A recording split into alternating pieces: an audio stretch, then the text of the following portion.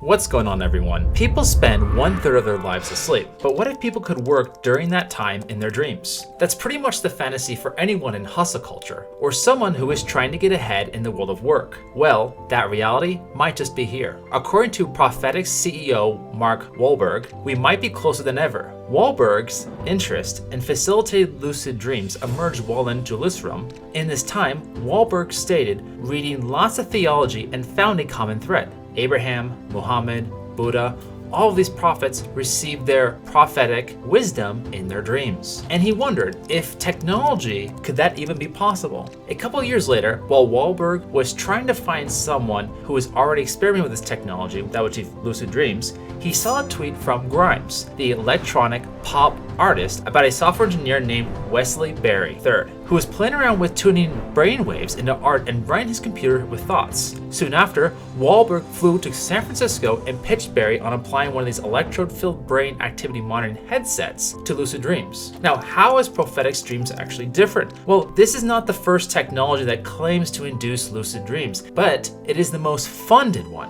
Since in just 4 months, Prophetic was able to raise over $1 million without even proving their theory is even possible. Wolberg and Berry hope that Martin Dessler, a cognitive neuroscientist trained in philosophy, and his team will be able to identify the precise brain coordinates activated in lucid dreams and the frequency and length of the ultrasonic pulses needed to trigger them. Then they could figure out how to reverse engineer that, and essentially you got yourself a working halo. If they're able to achieve this feat, that means you will be able to have some control over your dreams and actually think through work when you're sleeping, finally utilizing that 1/3 of life that is usually left for sleep or pillow talk. People have been talking about the possibility of things taking place on the sleep spectrum for some time. In fact, during an episode of Rick and Morty, Rick from Rick and Morty explains the somnambulator and what a night person is to the family. So what is lucid dreaming? Well, in order to stand Prophetic's bold claims, it's important to know how lucid dreaming actually works. The thing is, lucid dreams are generally thought to emerge from standard dreams in rapid eye movement, or REM sleep. The sleeper becomes conscious that they are dreaming,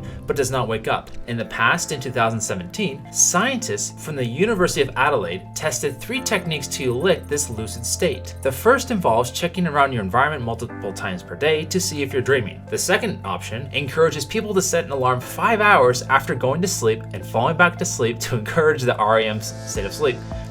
Like, that's ridiculous, but anyway. So the third one requires people to repeat the phrase, "the next time I'm dreaming, I remember that I'm dreaming." Basically repeating that over and over to themselves until they're dreaming, and that hopefully through repetition will make them conscious that they're actually dreaming. Now, while none of these sound groundbreaking just by themselves, which they shouldn't be, many famous individuals actually experimented with purposefully initiated lucid dreams to stimulate creative breakthroughs. Take Salvador Dali, for example, the master of surrealism. In fact, I'm a huge Salvador Dali fan. Dali, who wrote a book called The 50 Secrets of Magic Craftsmanship, explained that one of these techniques that he used was holding in his right hand a key before falling asleep. Beneath his hand is an upside down plate. Once he falls into deep sleep, his hand naturally releases the key, which clings onto the plate below, immediately waking him up to paint what his dreams were just a few seconds ago. Okay, now that we have a better idea for lucid dreams, how does Prophetic's halo actually work, or at least in theory? Well, the whole goal is that in the state of lucid dreams, Prophetic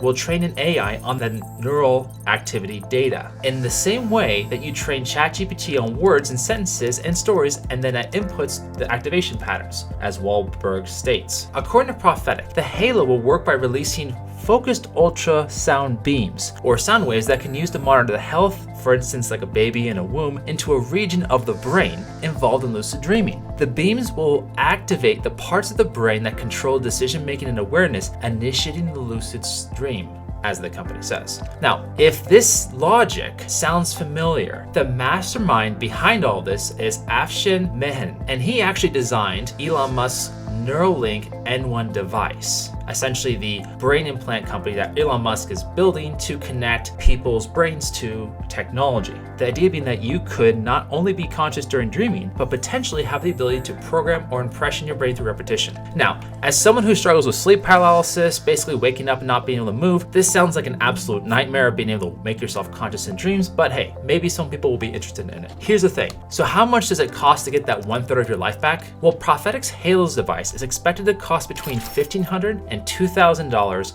when it launches in 2025, according to Forbes magazine, with customers able to reserve one of these for a $100 deposit. There has already been quite a few pre-orders of this device as well as this time. Keep in mind, this has not been proven out yet, but people are still putting in cash in hopes of achieving the ultimate life hack. Now, while there's a huge amount of hype around this product, there are a few skeptics. A psychology professor at the University of Montreal, Antonio Zadar, who specializes in sleep and dreaming, stated that it's just not that simple, and Prophetics is oversimplifying the process. This professor argues that sleepers would forget that they're dreaming or get too excited then wake up. Hence, just because the Halo might be able to induce lucid dreaming, it does not mean that people will stay in that state of mind. Some people might need to build up that skill of staying in that psychological state or that dreaming state. Of course, if this technology works as expected, there are ethical issues society needs to address as well. For instance, does that mean that in our sleep, we will not be free from working in the future? What if it's proven successful and employers start requiring employees to do personal development in their sleep? And what about ads?